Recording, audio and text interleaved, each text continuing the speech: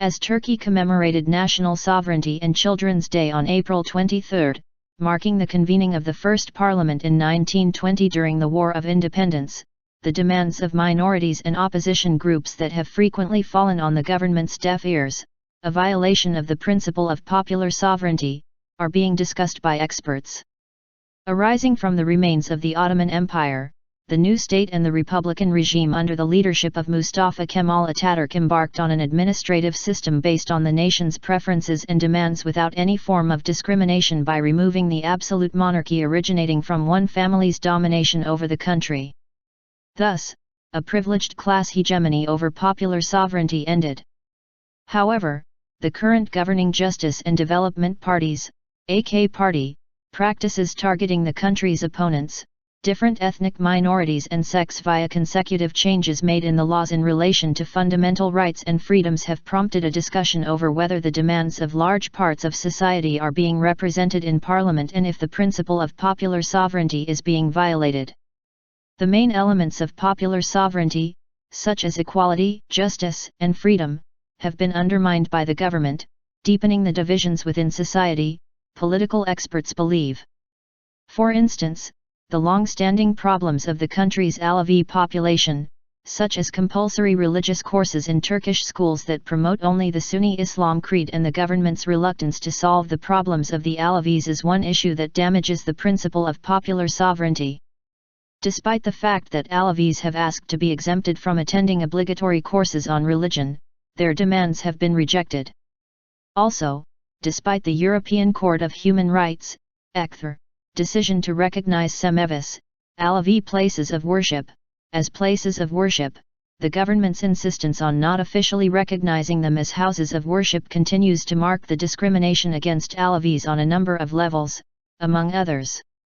The government tries to justify its unlawful refusal to officially recognize Semevis based on the Religious Affairs Directorate's suggestions on the matter, a state institution that imposes a Sunni interpretation of Islam on society as a whole. In a similar vein, the AK party-led initiative launched in 2009 that sought a solution to the Alevi problem yielded no positive results as the ruling party left the negotiating table and returned to the policy of polarizing society over existing divisions and fault lines. However, Alevis are not the only ones who suffer from such massive discrimination, as the country's Kurds have also been made a scapegoat from time to time by the government as the source of occurring problems. When many Kurds took to the streets on October 6 to 7, 2014 in order to protest the government's inaction over the Kurdish Syrian town of Kobani being besieged by the terrorist Islamic State in Iraq and the Levant, ISIL, which the government has been accused of supporting, nearly 50 Kurds were killed in demonstrations while many others were wounded, as ongoing investigations about the perpetrators of those losses have not yet been concluded. Existence of Kurdish problem denied by President Erdogan. On the other hand, the ongoing talks with Kurds to find a solution to the decades-old Kurdish problem seemingly stalled ahead of the approaching June 7 general election amid criticism that the government is not sincere in its initiative, with President Recep Tayyip Erdogan recently stating that Turkey never had a Kurdish problem. In sharp contrast to his remarks in a historic speech in the southeastern province of Diyarbakir in 2005, which, for the first time, acknowledged the existence of a Kurdish problem in Turkey, Erdogan claimed Kurds enjoy all rights and freedoms enjoyed by Turks, raising concerns over the course of the talks with Kurds and showing a breaking point over the matter. The ECHR frequently deals with a great number of applications from both Alevis and Kurds over restrictions on their freedoms and rights. Contrary to the fact that the Turkish Republic counts a number of religious and ethnic minorities since it was established in 1923, the state-backed single nation, single religion ideal has continued to dominate the current government, similar to its predecessors. Not only have minorities been believed to be a threat to the government-envisaged Turkey model by the governing political elite, but those religious communities that have refused to be involved in government-led misconduct have received their share from government crackdowns, and a massive mission to silence these movements has been launched. After the worst graft scandal in the country's history was unveiled on December 17, 2014, the government accused the faith-based Gulen movement, also known as the Hizmet movement, of plotting against it and trying to bring it down through the graft claims. Since then, many individuals, companies and institutions that are believed to have ties with the movement have faced harsh pressure from the government, with many police officers and chiefs being arrested and journalists facing imprisonment, violating the constitutionally protected principle that envisages political authorities not engaging in discrimination against any section of society. CHP leader, government breaches principle of separation of powers.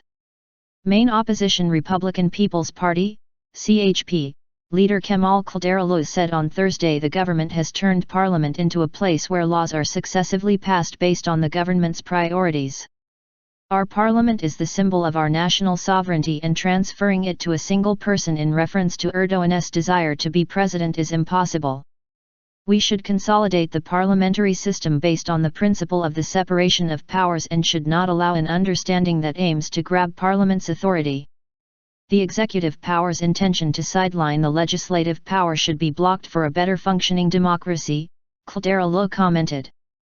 Ersin Kılıçdaroğlu, a professor of political science from Sorbonne University, told Today's Zaman there have been attempts since the establishment of the Republic to silence the opposition in the country via various methods, adding, however, political opposition is the essence of democracy, contrary to the attempts to pretend it is a threat to society.